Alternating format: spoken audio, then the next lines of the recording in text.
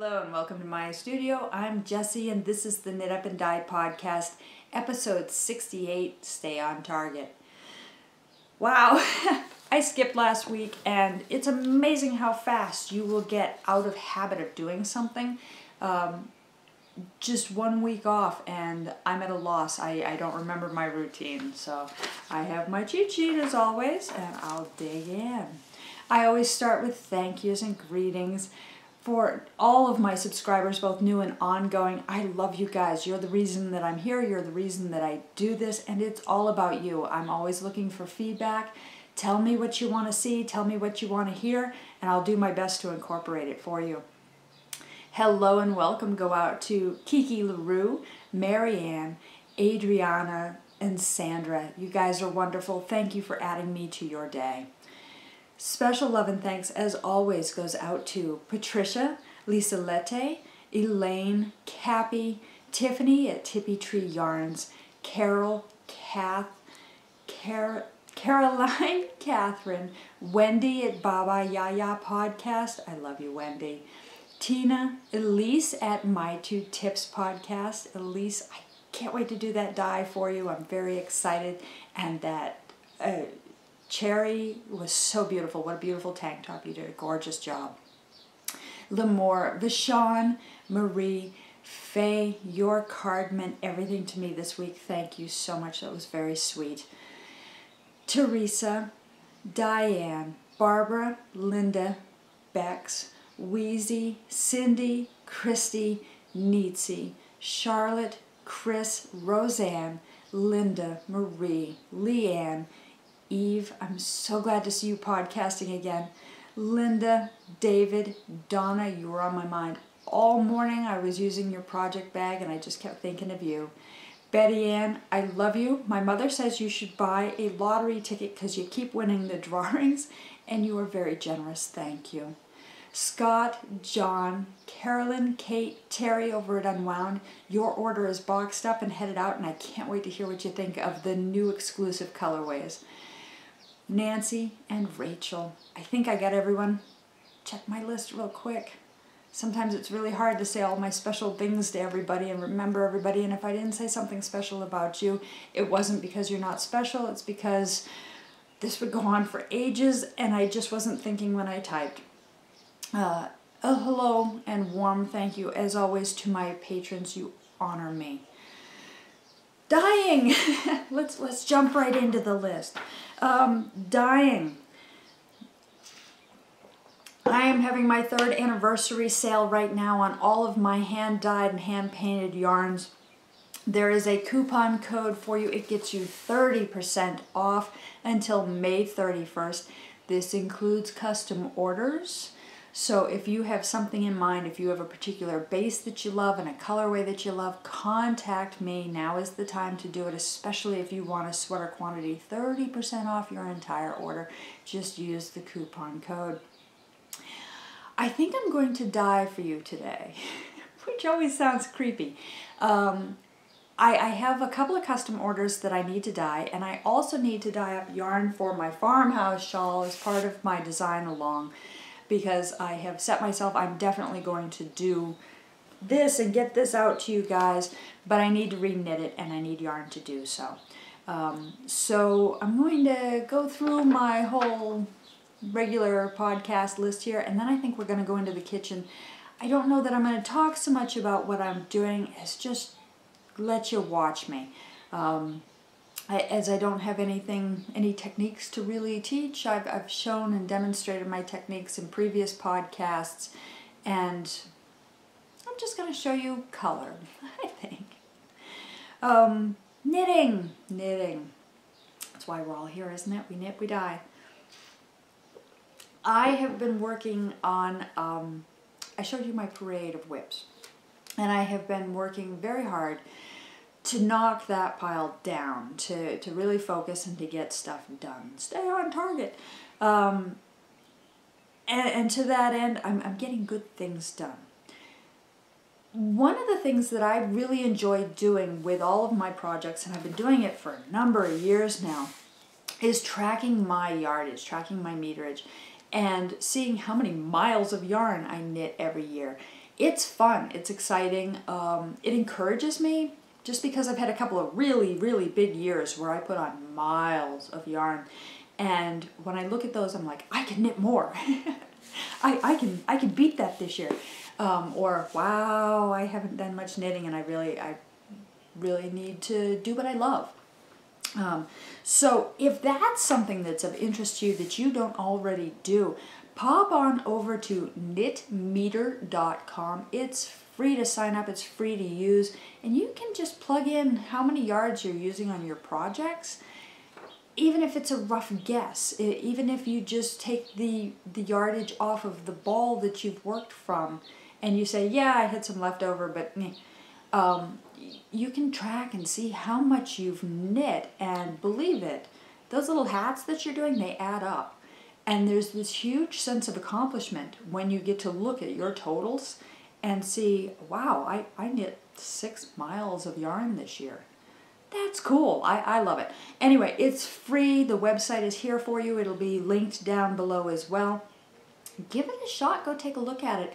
I plug my projects into Ravelry, and I enter my yarns, and I enter in, I weigh my skeins when I'm done, so I know what's left over, and I subtract that off of the total, or sometimes I just weigh the project and multiply that out, and I can, a little bit of simple math, I can see exactly how many yards I did. Certainly if you go over to my blog, or even if you check my status over on Ravelry, I post my widgets in there as well, so that you can see my running totals, and you can see whether I'm true to my word, whether I'm really knitting or not. Good fun, something just to see your own progress. This past week I was alerted to, I was told by a stranger, by a casual passing acquaintance, that I had lost a knitting needle. I knit on my lunch breaks at work, and I do it in a public garden that is outside of my office but is still inclusive to the campus that I work on. And I happened to be down on my lunch break this past week and was doing some knitting, and another person that utilizes the garden came by and had sat down with me and asked me if maybe I'd left a needle behind. Didn't think I had, but they advised me that they had seen a needle in the garden, and suggested I go to security and check with lost and found. I thought maybe it was a possibility. Generally, I'm really good about picking up all my stuff before I leave. I don't generally lay things out on the tables anyway, other than my lunch. I try to always put things back in the project bag if I'm done using them, rather than leaving them on the table. But certainly things get dropped. And the more I thought about it, the more I thought, it's possible I may legitimately have left something behind. I should look into this. I went to security, I did check with lost and found, and oh my goodness, you would not believe the things that people have left behind. Handbags, shoes, they had more sets of keys than you could shake a stick at, credit cards, licenses. Blown away. Their storage closet was overflowing, really. Alas, it did not have knitting needles in it. They log everything that they receive, and they check the logbook, and they check loose to see if maybe somebody had not recognized that this was a knitting needle. I have come home, I have gone through my inventory, I have checked my project bags, and he was right, I did lose a needle. So I have made a sacrifice to the knitting gods, is basically where this landed, because either another knitter has picked it up and has scored and is very excited by their find, which, bless them, if they didn't turn it in and they had a needle and they could use it, it's yours. Finders keepers. I suspect more likely somebody found it and it was part of the cleanup at the end of the day, and instead of turning it in, they didn't recognize what it was or what its worth was, and said they didn't come back for it and binned it. Either way, it has moved on. This is actually a blessing in disguise. I didn't have much love for that needle.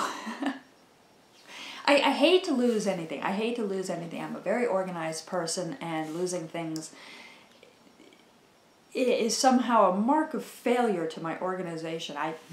You know, your brain does weird things. This was, I believe, a 47-inch Addy lace in a size 2. It was a liar. It was a liar. It was not a true 2. It was, I either mislabeled or it was a misconversion. It was a 3.0 millimeter, which I believe technically is a 2.5. It's not a true 2. I had used it on my Squircle socks, which is how I lost it. I was carrying it on my Squircles for the heel pickup, which is a big, long, there's a lot of stitches on the needle at once, and you have a choice. If you're working with double-pointed needles, you have an octopus. If you're working with like 9-inch circulars, you have 2 or 3 employed in order to do this. I was using it as magic loop. It's a technique that I don't particularly like. I wasn't particularly fond of that needle. Happy accident. It's gone. It has left its life with me. Will I be purchasing a replacement? Likely. I really enjoyed the Squircle socks. As much as I don't like the magic loop method, when you have that many stitches on the needle, it really, like I said, you either have a choice between using a lot of double points or several small circulars, or you need to employ a bigger needle. Do I have a lot of demand for it? Not unless I do the Squircles again, or I have another sock pattern that employs a similar technique. I really liked that technique. I really liked the fit of that sock. I'm likely to order a replacement needle. It's not something I need to do tonight. This is the year of the socks. Ha ha ha. I'm so misfocused. Stay on target. I need to focus on what I'm doing. I would like to do that pattern again, and certainly having the needle on hand would be nice. When I reorder a needle, I will be ordering based on millimeters, not on US sizes. We have kind of a lazy needle size system. By millimeter is extremely accurate. It makes sense. The European needle sizes really are the better way to go. The US sizes are easily misinterpreted, easily mislabeled, easily open to interpretation, and that would be where the problem had lied. I knew when I did it, I had discovered, I even talked about it on the podcast, that needle was missized, and it was kind of a happy accident because you need a little bit of looseness there in the instep of a sock, and I was doing the Portuguese knitting method, which my gauge in that was initially very tight. So it's a culmination of happy accident. I should have named this episode The Happy Accident. Anywho, that needle has gone on to a new life, and let's hope that another knitter has it and is loving it. Let's see, moving on. Oh, special thanks to Melinda, also known online as Lost in Stitches. Melinda contacted me the other day. She was working on my Ferndale shawl. If you're working on one of my patterns and you have a question, any question, I don't care what it is. Which way did you slip the stitch? How do you work this? I don't understand your abbreviation or anything. Please don't hesitate to contact me. I am here for you. And certainly if you contact me through Instagram or email, I'm gonna get that pretty quick. My phone is usually within reaching distance, and I will respond to you as quickly as I can. If I'm at work, obviously there's going to be a little bit of a delay, but I will always immediately come to my computer, pull up the pattern, look at what you're doing, and do my best to explain, again, clarify my instructions so that it's something that you can do. Your success in accomplishing one of my patterns is my success, and I'm all about it. Let's make sure that we both happily complete this project. she had a question about one of the stitches. Thank you for reaching out to me, Melinda. And she was going by my stitch counts. I had a typo. Crap, I hate that. I have a typo in my Ferndale shawl pattern, and I will be sending out a correction for anybody else that has that pattern. That correction will be going out through Ravelry, and I'm announcing it here. My row 16 of the setup has a stitch count error. It says 43. It should say 36. My bad. My bad. To that end. To that end.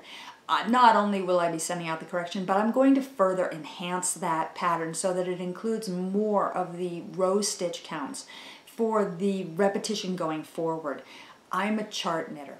Not everybody is a chart knitter. A lot of people really like instruction. And sometimes having the stitch count that you should have at the end of that row is valuable. It helps you sort out whether you're on target, whether you have accomplished all those lacy stitches, all those yarn overs, all those knit two togethers properly. It's a safety net. Sometimes we get it wrong, and sometimes there is errata floating out there in the universe that's hard to find. I know that with a number of the big box and commercial patterns out there that you can get online for free, often there is errata, but you have to search for it, and that's difficult. They don't often go back and correct the actual pattern. They just publish an errata. If it comes out right for you, if you have accomplished that row and the stitch count is not making sense against what's published, but it looks right, and you can accomplish the next instruction, go with it, just go with it. But certainly reach out to your designers, let them know. Melinda's reach out to me, we found the problem, we found that there was an error in my stitch count, and now my correction is going to help everybody else going forward. And Melinda, that is so valuable to me. I have a huge appreciation that you reached out to me, and I have a huger appreciation that we found a problem that we can correct for everybody else. Thank you. Okay, why did I name this Stay on Target? Because I'm a wandering Wanda. I've had a lot of temptation this week, a lot of temptation. I have shown you my parade of whips, which many of you found quite amusing, if only because you could relate. I'm really trying to knock that pile down. I find it sad that I have things that I love that I haven't finished. I find it a challenge that they're calling to me, and I have guilt about not working on them. And so I've really tried to focus to knock that pile down, and with much success. My Squircle socks are done. I'm very excited about that. I get to wear those. But I'm also working on things that I love rather than allowing myself to get distracted. So I have a list of everything that was in the parade, and I'm working on each thing, not really in order, but I'm sort of doing it like you should pay down your credit cards. I take the smallest balance first and knock that one out, and then work toward the one with the bigger balance. So the least work that needed to be done is the one that I tried to focus on, or the one that I loved the most at that moment I tried to put my energy into. To that end, I have made a lot of progress this past week. Let's begin with the socks I'm referring to as my Lost in Space socks. There's not really a pattern. There will be a pattern. But I'm using one of my sock blanks. I love this. This sock blank was named Royal Blunders. It's all wrinkled because it's been shoved in my project bag and carried back and forth. I think it's beautiful. I love this. Oh, it's starting to get short. That always scares me. Sock blanks, when you're doing two socks and you got big feet, you get really nervous because somehow you never remember where the halfway point is. Why I don't fold this in half before I start to knit socks and put a progress keeper in so that I can see the honest halfway point, I don't know, that would make great sense, wouldn't it? I wouldn't worry so much. Do you do that thing where when you start to play yarn chicken, when you think you're going to run out of yarn, you start knitting faster because somehow if you knit faster, you won't use as much yarn? These socks are going to fly off the needles because I've got that panic in my head where I'm going to knit faster because I think I'm running out of yarn. I've got big feet. I've got big feet. There's no hiding it, so let's be honest. I'm working on my sock and I'm very excited about my sock. I think this is just gorgeous. I love the way this blank is knitting up. I am past my heel. Let's see if I can put my heel on my wrist, make it like a sock puppet because I don't have a sock blocker anywhere.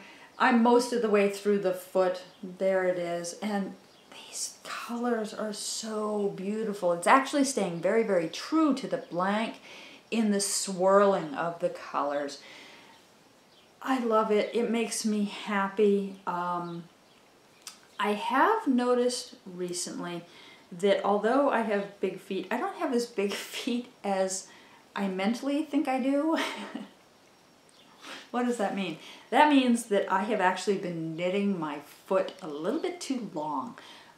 You want a little bit of negative ease in the length as well. Otherwise you get a little bit of slop, and that slop when you're walking will wear out your heels and toes and ball your foot a little bit faster. A little bit of negative ease, a little bit of tightness there goes a long way into preventing felting, into a comfortable fit, into looking nice if you have a more open shoe. You don't want bunching.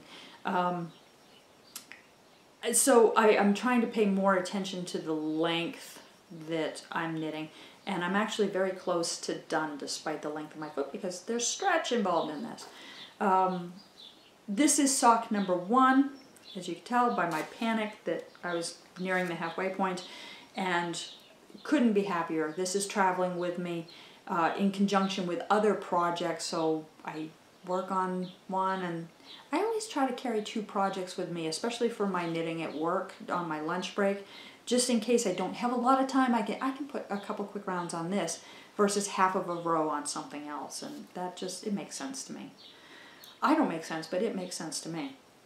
So progress is happening on those, and I will have another pair of socks to stay in line with this year's theme of the Year of the Sock. I also this week worked on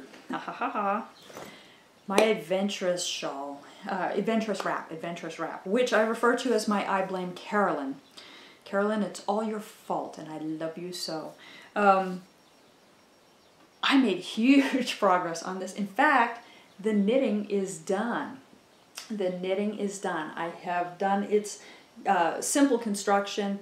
It's a sizable piece. It's not as sizable as I thought I wanted, but I'm pre-blocking. And this is going to grow. I hope it grows as much as I think it will, as much as I hope it will.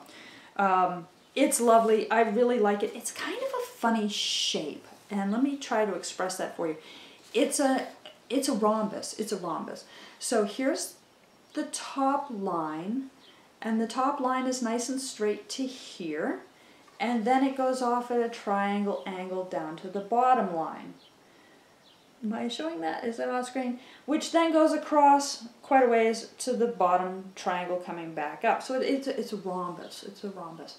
I'm not really sure how to wear that. I suspect as it grows and becomes bigger, it will be less in my head that the shape matters. Ultimately, this is going to work and it is going to live there. It's beautiful. I love the colors. Look at those colors. Because it'll go with anything I wear. It really is the perfect accent to neutrals because you can wear beige with this, you can wear black with this, but I get cold at my desk. And something around your neck when you're chilly at your desk, not only does it prevent, it doesn't hamper you from your typing, but it warms you very quickly, very, very nicely. Just a little something around your neck goes a long way. And certainly having it as a lap blanket, it's not particularly deep, it will grow, but having just something on your lap sometimes is everything that you need. So this baby needs to block. I did weave in all my ends. You will see there's little bits of fringe hanging here and there. I really think, and this is purely opinion, I really think that the best way to handle ends on any project is to weave them in before you block, but don't snip them. Don't snip them. And you see them hanging there. When I block this project is going to grow. It's going to stretch out a little bit. That end is going to retract a little bit when the rest of the fabric stretches. It's going to find its true place, where it belongs, where it wants to be. Had I snipped it before I blocked it, when it retracted and pulled back, it may pull back through to the other side and stick out. And you can't tuck that back in. By blocking it first and then trimming the end, you're telling it where you want that end to be, whether you want it to lay on the wrong side, whether you want it to tuck in a little bit differently, and it sets the shape of the yarn so it stays where it belongs. If you wait until after you block and then you weave in, you're not setting the shape of the yarn that you've woven in. That yarn's still going to try and be straight. It's my opinion. It's my opinion. Everybody handles it differently. If it works for you, you do what works for you. But if you're looking for a better solution, I think this is the better solution. Weave it in, don't trim it, block it, then trim it. So I'm there. I'm at block stage. I love this. I love how it looks on camera. It looks so different on camera than it does in person. I think maybe the colors will bloom a little bit more and be more obvious once I block it, because it'll all just stretch out. That's going to be gorgeous. Carolyn, thank you. I'm so glad I saw your project. It was beautiful and it lured me in, and I did this one. I think I'm going to try to block this today. Block party. Throw it in the water, give it a good soaking bath, and block it out. I need to do so after I've done all the other work in my studio, so that it's going to have to be on the floor. It's going to have to be on the floor. So I need to do it when I'm not going to be high traffic in my studio. There it is. I accomplished a thing. I accomplished a thing, and I can't wait for it to be a true, honest, done thing, because it's going to work and it's going to live there. I also this week worked on my Venetian Dream sweater, aka the memoir sweater. Oh, let's pull that out. I worked on this even this morning. I had a beautiful morning. We had nice 55-degree light breeze morning. I sat out on my patio. It was so quiet and peaceful in my neighborhood. I just had twittering birds around me and filtered sun coming through the trees and a beautiful view. Oh, I just wanted to languish there all morning. I didn't want to...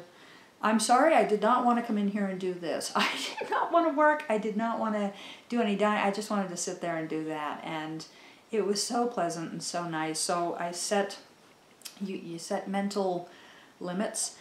And I set my limit to 1 cup of coffee. And as soon as it was cold or I finished it, I had to go and do my things. And I love you guys. I'm not saying I don't want to do this. I'm just saying it was such a wonderful environment. I could have stayed there all day. But I got some work done on my sweater. This sweater is the Venetian Dream. It is designed by Josie Paquin. Her work is beautiful. Her patterns are lovely. This is her pattern. You can get it on Ravelry. I am knitting this out of yarn that I bought when I was up visiting my mother in Maine. It is just gorgeous. It is Manastel Uruguay Allegria. It is a superwash merino and nylon blend. Do I have the color? The color is Rambla Sur. It is lovely. Here it is caked up. Now, they're a bigger company, but ultimately these are still hand dyed. There is variance from skein to skein, and you can see a little bit of the variance, but none so much as when you're actually knitting it. It's important whenever you work with any hand dyed that you alternate skeins as you're going through in order to keep a continuity of color throughout your project. Otherwise you may have something that has a lot of purple in it and then you use another skein that has more browns or greens in it.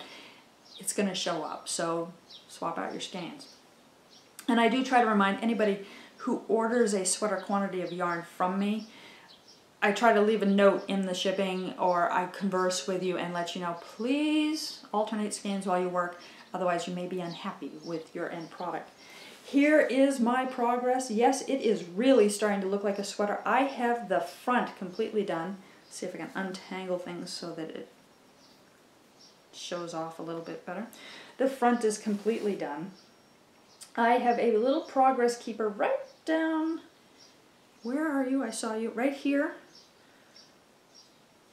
This is not where I showed it to you last time. I forgot to move my progress keeper. I was down to here last time, so I put on about 2.5 inches of this. And now I'm working on the back section here. It is a divided hemline, so the front and the back has a split.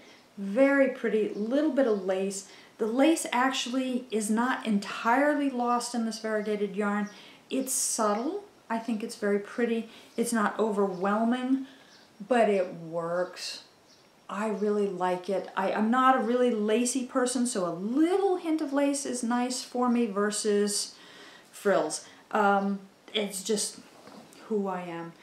I love this. I think it's beautiful. I'm excited to wear it. I'm finally making good progress on it. I'm still nervous about it. I spoke to you guys about this before. For some reason, I have it in my head that half of your yarn should be used for the body of a sweater and half of your yarn should be reserved for sleeves. This is not a rule. This is something that's stuck in my head, and I really need to pay some attention when I'm knitting a sweater to see what the truth is. Part of that, I think, is because I have monkey arms.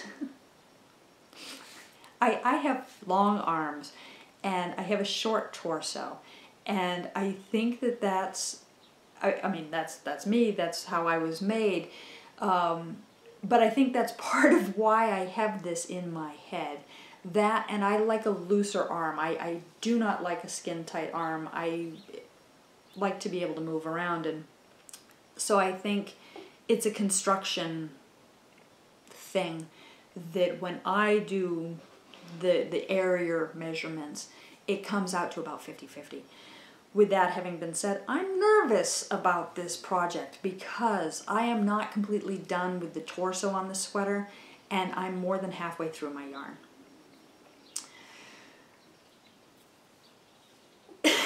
Do you have anxieties about your knitting? So because I'm more than halfway through, I'm doing that crazy yarn chicken thing. I have so much yardage left, but I've still got yarn chicken in my head where I'm knitting really fast because somehow I think if I knit fast, it'll use less yardage. The truth of the matter is I have to keep breathing, come back to my center, and everything will be fine. Everything will be fine. This particular pattern, I should have kept the pattern up here. This particular pattern, the sleeve is actually a 3/4 length sleeve. Uses less yarn. I think I had it in my head that I was going to extend that sleeve a little bit, as I'm generally not comfortable with the 3/4 length sleeve. It's foolish. It's absolutely foolish. I like my sleeves long. I already have long arms, and 9 times out of 10, I push them up to the 3/4 length. But if I have a garment that is 3/4 length, I'm uncomfortable and I want to pull them down. I don't make sense. I don't make sense. And you choose to hang out with me. Maybe you don't make sense either. It is a 3/4 length sleeve. I need to zen and breathe, and everything's going to be fine, and I guarantee I'm going to end up with a lot of leftover. I guarantee it. And everything will be fine. Who knows? Maybe I'll have enough left over that I can make a pair of little shorty socks to go with it.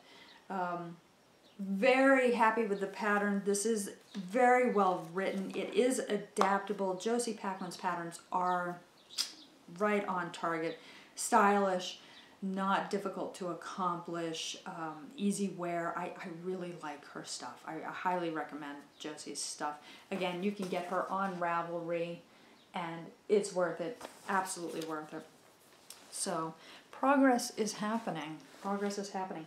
I only have probably 6 inches of the back hemline that needs to be knit, and then it's sleeves. They're 3/4 inch sleeves. With a little luck, 2-3 weeks out, and I'll have a sweater. If I stay on target. Stay on target. Stay on target. What am I not working on? This list. I haven't worked on my acrylic socks. I simply have a pair of socks that I'm working on right now. I have not been working on my Daylin sweater. That is also an acrylic project. It needs a couple of rounds before I check the armhole depth again. It is a in the round seamless top down sweater design. The design is lovely. I'm very excited about it. I love the yarn. I love the color. I love the pattern. I'm working on this sweater first. How to eat an elephant blanket. This is one of those forever projects. Ultimately, I think it's 576 squares that I want to do on it. I'm 25% of the way through. I have not touched it in more than a month, I'm sure, because I took so much time off from my shoulder. It is straight up camping. I have been tempted to get back into it, start picking it up, do a square in the evening. Simply haven't done it. Simply haven't done it. But it has new scraps, and I'm excited about that, interestingly enough. Having new colors to add to it gets me wound up and excited. I want to get those new colors in there, so good thing. To that end, my adventurous shawl, I have a lot of leftover from this. One of the colors that I used, I only used about 22% of the entire ball of yarn. I actually think I have enough to knit another one of these if I move the colors around and reorganize how they line up. When I realized that, when I did all the math and I looked at all the leftover, temptation was ridiculous. I wanted to just cast it on again. It needs a break. It's a lot of garter. But I'm really tempted to go back and do that again. I have a bunch of other scraps of fingering that are of high enough quantity that I could easily work them into this rather than adding them to my How to Eat an Elephant blanket. So I may make another one of the adventurous wraps and incorporate more and different colors into it. We shall see. My farmhouse shawl. I love this thing. You guys are all on me about it. Thank you. Stay on me about it. Otherwise it will languish. I'm going to dye yarn for this, and I may do that for you today. There's a bunch of other things on the list that are kind of in deep hibernation. My fox paws scarf, that is by Zandy Peters. That pattern, beautiful, absolutely beautiful. I need some serious headspace. Like, I need to sit down for about an hour just to figure out where I am on it and what I need to do next and really get myself sorted out. My overflow shawl, again, I need to spend like an hour just to sort out where I am and what I want to do with it. My dark hero socks, I need to make a decision. I need to try them on, and I need to see if this is something I want to continue for myself or if I'm going to rip it back. The Duchess of Santa Fe, you guys have been wonderful. Thank you for all the compliments. I am kind of... It needs an hour. I need to sit down and I need to figure out where I am and if, in fact, I do have an error in it. I set it aside thinking that I'd made a mistake and missed a stitch or had decreased where I should never lost some stitches, and I need to sort that out and get that going again. I have a Ships Ashore on fingering. It is missing. I still cannot find it. I need an hour to rip apart my studio and try to locate it. There's a Brenda hat that's also among the missing. Who knows? The two of them could be off breeding and making more whips that I am not aware of. And then I have the gloves. The glove. I only have one. It is in progress. I have no love for it. None at all. And therefore, we're going to frog this. We're going to frog this. We're going to rip this out and make it go away because it makes me sad. It makes me unhappy. It gives me guilt. It's not something that I want to finish. It's not something that I want to work on. And this yarn could be better purposed someplace else, doing something else that I love or that somebody else will love. And so I'm just going to pretend that hours of work didn't go into this, and I'm going to recover.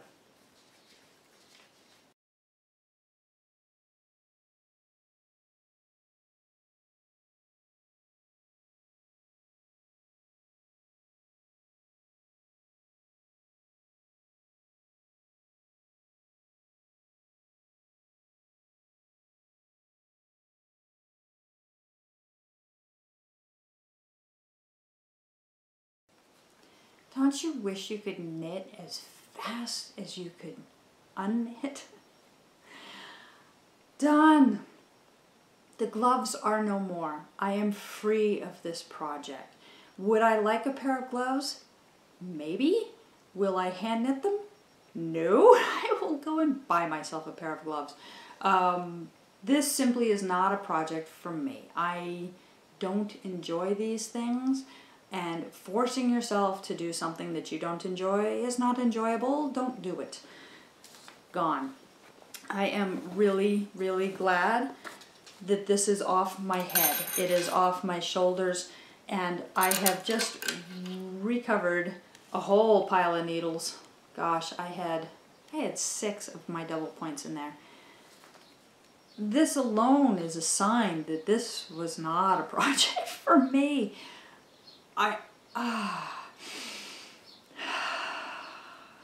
Yay. Yay, and I have a freed up project bag. This is all good. The yarn is very nice. I do like this yarn. This is Patton's Croy Socks FX. The particular colorway that you just watched me rip out is called Cameo Colors. I don't know. It's blues and purples with grays. It's very pretty. And it is now available for the next project. I'm excited about that. All right, one less thing on my whips list. Yay! Moving on. So I've talked to you guys about doing the Knit Together Community Mixer. My idea, if you're new to this, is that I'm going to have a bunch of yarns dyed up that are pot mates. What is a pot mate? Pot mate means that I dyed 2 skeins of yarn in a single pot in a specific colorway. They are very friendly, they're very matchy. They're going to be as closely matched as possible. But I'm only going to dye 2 skeins of each of the colorways. We're going to have a registration where you're able to sign up to be part of this community exchange. I will have a specific area in my shop open. There will be a discount for you guys so that everybody has the opportunity to participate regardless of their financial situation. We're going to try and make this right down there. The point of this is not to sell yarn. This is not to make money. This is a community mixer. And I want everybody to have the opportunity to be involved. You will go into the shop. You will select the yarn that you love. Whoever buys the pair, the mate for that, we're going to exchange email addresses so that you have somebody new in your life that you can converse with, that you already have something in common with. I've had a lot of positive response to this. There are a lot of you that are rural, that don't have knit nights, that don't have knit groups, very much like myself. I don't have knit groups. You are my knit group. And the response has been very, very positive, and I'm really excited about this. I think this is going to be fun, and I hope to do this more than once so that we each end up with basically knit pals. A number of you, though, did say that you're not ready for this right now and that you'd like to do this in August. So that is what our target date is going to be. We're going to do our community mixer in August. That also gives me plenty of time to think about colorways and dye stuff up special for you guys. We're going to do fingering weights. And with a little bit of luck, we'll even have some extra knit patterns available to us, so that you may choose to do the same sock pattern if you wish, whatever. We'll sort that out. We got until August. We got detailed time. If you have ideas about it, if you have suggestions for it, contact me. I'd love to hear from you. But we're going to kick that off in August, and I'll continually talk about that in the weeks coming forward. Let's all gear up and get excited about this. I think it's going to be great fun, and I'm looking forward to getting to know my pot mate very closely as well. Other things, other community ideas that I've had. I talked to you guys about doing kind of a knit night where we could do use Google Meetup or whatever they call that to all log in and be able to talk and get together. That's an option. A few of you have gotten a hold of me and said people forget, they don't do well with this, it's technology heavy. I agree. And nothing scares me more than the thought of disappointment that I will set up a knit night, a meeting like this, and be sitting alone in the room. That's not fun. That's not fun. Nor is setting it up and forgetting myself and having one of you be alone in the room. That's not fair. It's not right. I don't want to do that. To that end, I've been looking at some other solutions, some other ways to engage live that are a little less tech heavy, that give you the opportunity to interact with me, but also give you the opportunity to be late to the party. And that enables you to see the interaction despite the fact that it wasn't live any longer.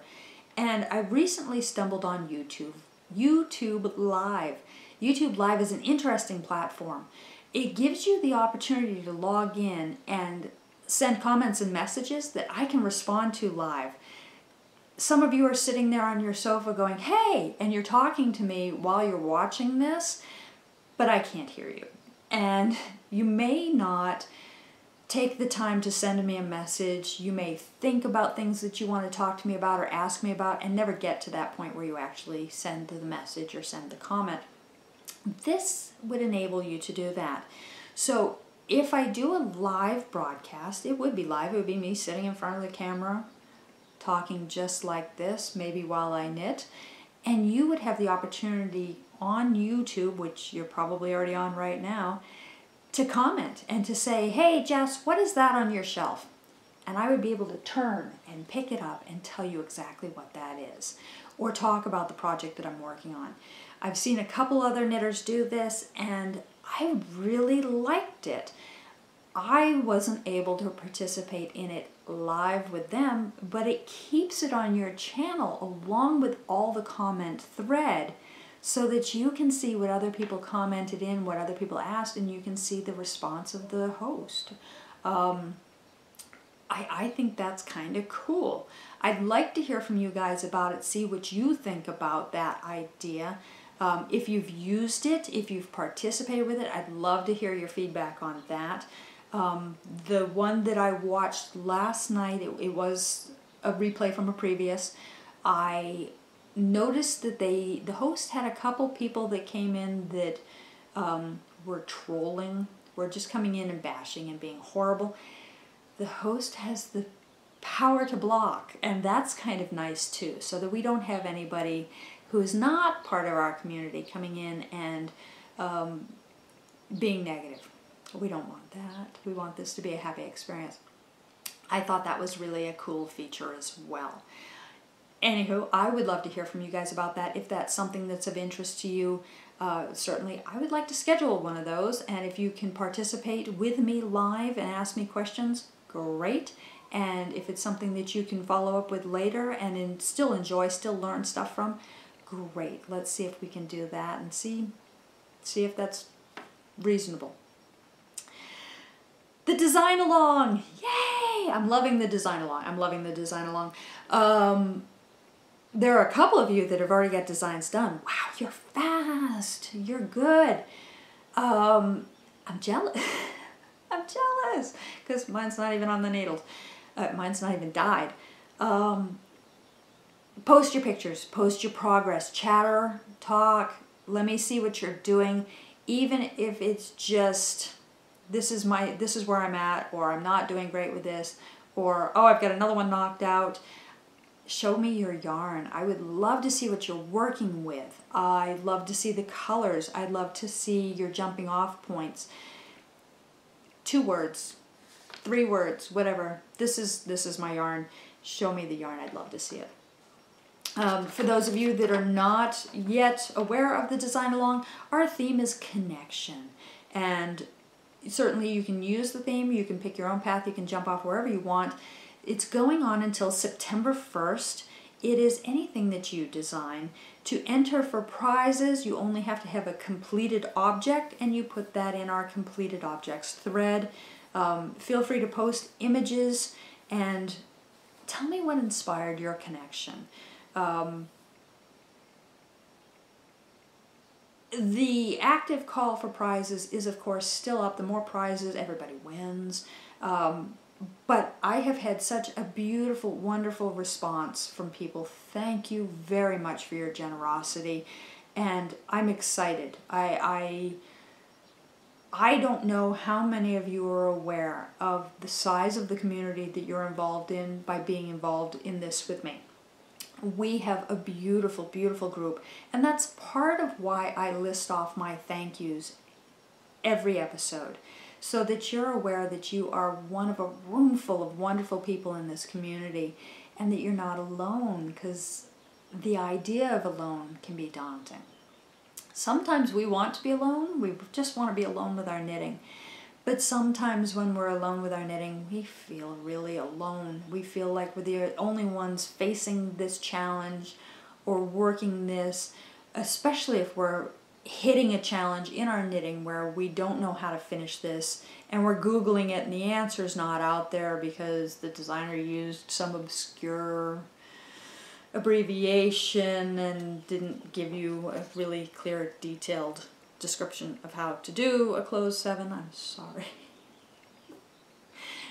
Reach out to your community. We are all here, and that's part of why we're going to do this mixer, so that you all get to meet each other in the room. All right, finally, my Patreon page. Thank you to all of my patrons. You mean the world to me. It is that kind of support means everything. Whether it's $1, whether it's $30, no matter what level you are at, you support me. And you support me more than financially. You support me emotionally, mentally, physically. It's huge. For those of you that are able to do it, thank you. For those of you that are unable to do it but are sending well wishes, thank you. I am so grateful, so grateful. My Patreon has some kind of reward at every level, and we do have drawings on many of the levels, so monthly participation builds you towards a drawing. Chances are very high still in the drawing levels, in which often it's only 25% chance that you're going to win. 25% chance is huge. The next drawing will be June 2nd. If you are not familiar with my Patreon page, please pop on over, take a look. More exclusive content is coming. I'm working hard on that. And if you are a patron and you are not aware that there's exclusive content, be sure to log back in. There's a couple patterns there available for you. There's a worksheet available there for you. And I'm working very hard to add even more, including a new pattern, because although I'm doing all these things, there's always something churning and working in the background. And it's very important to me that I pay back your generosity with exclusive content. My goal with the Patreon page is to eventually be able to offer full-length classes. I talk to you guys about this all the time. We're just not there at that goal yet. We're getting there. And while we churn and we get closer and closer to that goal, I'm working behind the scenes to help make that happen. Yay! That's it. That's all I have for you today. Like I said, I think I'm going to go do some dyeing in the kitchen. I think I'm going to bring you guys with me, but it's not going to really be a demonstration. I don't know how much talk I'm going to do. I'm going by the seat of my pants. But I have some dyeing that I need to do, and I thought maybe you'd like to just watch color hit yarn. Otherwise, have a fabulous week. I look forward to seeing you guys next week. Get back in touch with me. Let me know what you think. And let's see what we can make together. Have a good one. Hello and welcome to my kitchen. So this is kind of part 2 of this week's episode. I have some dyeing to do, and you guys always tell me that you're interested in seeing the dyeing, so here it is. I don't really have a presentation today. I don't have any great instruction for you that's different from what I normally show you. So it's really just kind of a observe the artist working sort of a thing. Hopefully this will work out nice for you guys. I have some projects that I need to dye up, and so that's what we're gonna do. I have my pot set up here on the stove. It has water in it, and I need to add my acid solution. I add the acid solution to the water before anything else goes in here so that it has the opportunity to really distribute evenly. I don't want pockets of acid, and I don't want to add the fiber before I add the acid, because the acid can end up absorbing in one section of the fiber rather than the other, causing uneven results. I want the acid to take up pretty much all at the same rate on the yarn. So in it goes. And I'm going to have a couple pots going at once here. I have a number of projects that I need to get done. I have a custom order that I'm doing today of a colorway at Old Favorite, and then I have my own yarn that I need to dye for that farmhouse shawl.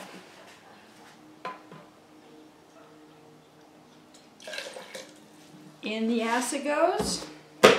Next goes in the fiber. I am going to add the fiber on a low temperature. I want the fiber and the water to come up to a certain temperature before I add the dye. The dye is still going to be really hot. I preheat my water before I put in my dye powder, stir it, let it dissolve, and then I add it into the pot.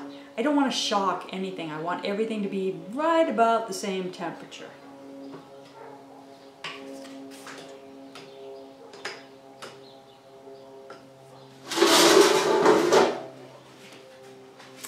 I have my yarns all prepared. What is prepared? Prepared is I've got my ties put in. When you purchase blank, generally the manufacturer has their own ties in place, and that tie is generally the same fiber as the fiber that you have in a skein. The problem with that is sometimes you can't tell that that tie is also the end ties. This one you can tell it is the end tie because it's got 4 lines coming from it. 2 are tying the skein together, 2 are the beginning and end of the skein. If I pick this up by this out of my dye pot, I'm pulling the beginning and the end, and it can set my whole skein wonky, which makes it difficult to wind, which adds knots. We don't want to do that. So I add my own, and I use just a bulk kitchen twine of cotton so that it stays white. The cotton's not going to take up the dye, so it's easy for me to see in the pot that this is the line I can pick it up by.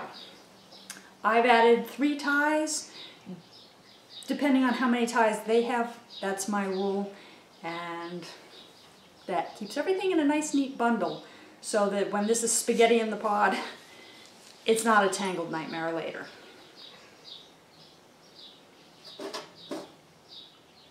I'm working with very similar fibers today. I'm using my high twist singles, or I'm dyeing my high twist singles. I have one that is 100% merino, and I have another that is 70% merino, 30% silk. How do I tell them apart? Very carefully. The silk has a sheen to it. Generally, I keep my stuff independent in their labeled bags so that when I put it in the pot, I know exactly what I'm doing and which one I have. From time to time, everything ends up in one place and I have to sort them out. but just a good quick look at it will tell you what you're working with. That is the silk, that is the silk. I should have 3 silk skeins here, and I should have 2 merino skeins. There they are. Into the pot they go.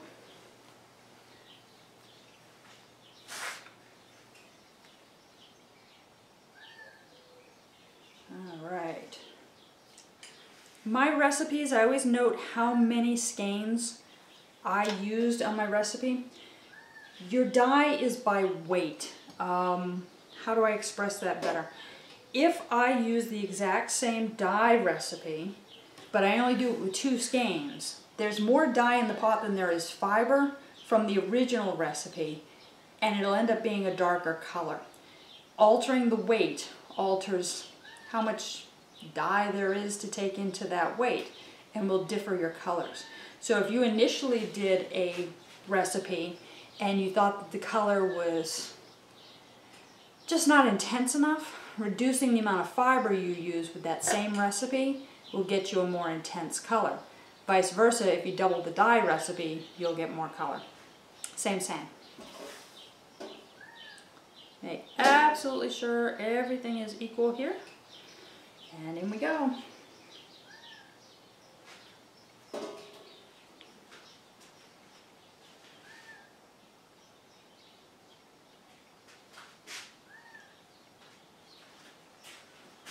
I let my fiber soak in my pans until it's fully submerged, and then a little bit past that.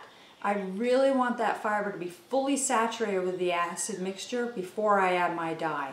Again, it's just making sure it's even. That allows you a lot of different options and a lot of different techniques that you can apply. If I wanted it to have kind of a undyed core with a burn of color on the outside to create a halo of color, simply increasing the acid and shortening the amount of time that I let it soak will cause that, because the acid's only going to be on the outside of the twisted fiber rather than penetrating all the way through, and that's where the dye is going to stay as well. Your dye placement is all about your acid placement. If you were to take a skein of yarn and only dip half of it in, only half of it would get dyed. Same.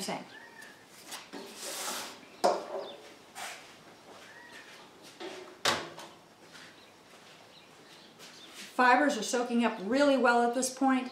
It's time for me to make my dye. Whenever you mix a dye solution, make sure you're wearing a mask. These are particles of chemicals, and they aspirate into the air very easily, whether you can see them or not.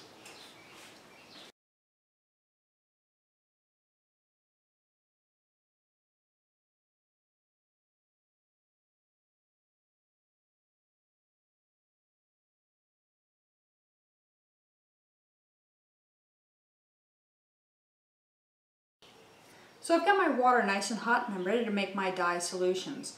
Another important thing to look at that can be confusing about your dye recipes is how much water you're using. Water is not about the intensity of the color, water is about travel. So the recipe that I'm working with right now, I have one recipe that requires 1 cup of water, and I have another recipe that requires 1.5 cups of water. Why did I do that? Why is that part of my recipe? It's about how far I need to spread that dye in the pot. The same amount of dye could go into either of these. It depends on my placement and where I want it to go. This particular recipe is a full circle pour. I'm going to do a wall pour all the way around to make sure that it's distributed evenly throughout the entire pot. If I tried to do this with just 1 cup, I wouldn't have as much travel. The other pot has a half wall pour. I have just 1 cup of water for each because I only needed to travel that half wall on each pot. If I did that with a whole 1.5 cups of water, I could end up with more bleed than I want, and it would travel further than I wanted. This is your carrier. This is what's moving your dye around the yarn, and by limiting or adding to this, you're giving your dye more space to work, more room to work, or less as you need. Always wear a mask.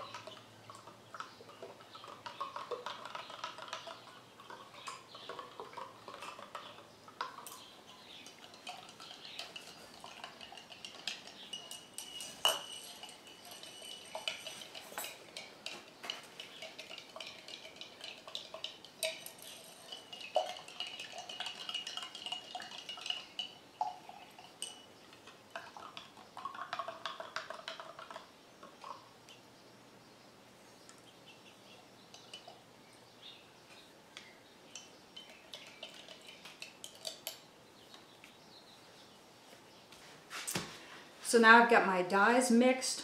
They're really dissolved well. That water was nice and hot, and I was able to spoon them out and see that these are the colors that I want. You probably saw that I added multiple dyes to each of these cups. Each one is a recipe, each one is a combination where I've taken colors that were pre-mixed and I've recombined them to get certain effects. If the water is not hot enough, if the dissolve is not complete enough, you're going to get other effects. You might have heard about breaking. Breaking is if the water is cold, if the dye is not fully dissolved, if it is not fully blended, it will refraction out into the parts that made up that dye color. Dyes are often blends of multiple different dye powders to get a certain shade or to get a different color. All I'm doing here is adding to that blend and making more shades. Breaking can be great. You can get wonderful, wonderful effects with breaking. I actually used to teach a class here in Albuquerque. If you've ever watched TV, you've seen Breaking Bad, or you were at least aware of its existence. My class was Breaking Good, in which I showed that you could get some really fun, cool effects, halos and multiple shades of colors by letting it fracture back out. For today's particular dye projects, I don't want it to fracture. I want that color to be as true and as blended as possible.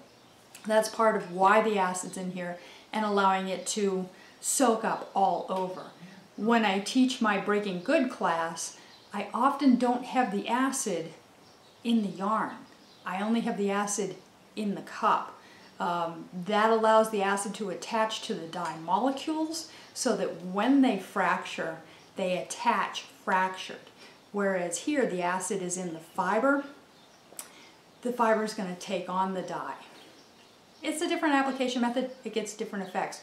Play in your kitchen. Your kitchen should be fun whether you're making food or yarn. One last stir before I put it in, and in it goes, and then we get pretty yarn. See, I told you I wasn't going to yammer through this whole thing, you were just going to watch me work. I'm a liar. Big circular wall pour with all that cup and a half. I want it to get all around. You'll see that there is still cling on my glass. There's still some dye in here. It's not all going to pour out. I add more water. I put it in. I make sure I use all of my dye. Yes, that's tap water. Yes, it's at the temperature that came out. It's not big enough to affect what's going on in that pot. 2 other dyes to go into a different pot. Like I said, these are half wall pours. They're slightly different recipes. That's giving me a tonal quality. I want one tone on one end of the yarn, another tone on the other end of the yarn with the bleed coming through. That's going to get you really cool effects. So I know I was off camera for that. Here it is. I have 2 cups left over with a little bit of dye in each. Like I said, I did a half wall pour on each side and I'm letting them bleed toward each other to get a really tonal effect of these 2 different shades.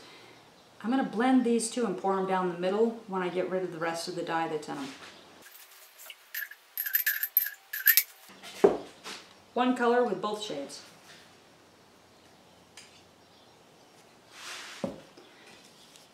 I'll often take my spoons that I use to mix the dye to do a little poking and prodding and to use up the little bit of dye that's left in those. Nothing gets wasted.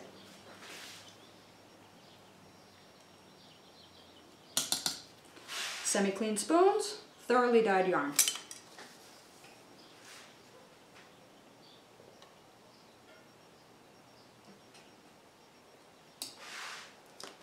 So now I got 2 pots of yarn, they're full of dye, and I just have to wait for them to exhaust. Exhaust is the term we use for when all the dye gets sucked into the fiber. Why do we call it exhaust? We should call it absorb.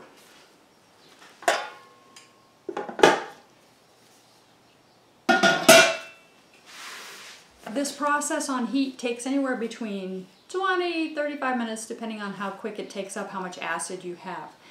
Once I have fully exhausted my yarns, I then heat set. What does that mean? That means once all the dye is out and I have clear water with colored yarn in this pot, I'm going to set it on simmer for about 20 minutes. And it's not a strong simmer, it's certainly not a boil, it's a low simmer, just to really capture all of that, everything I can't see, into that yarn and be sure that it's not going to bleed later on.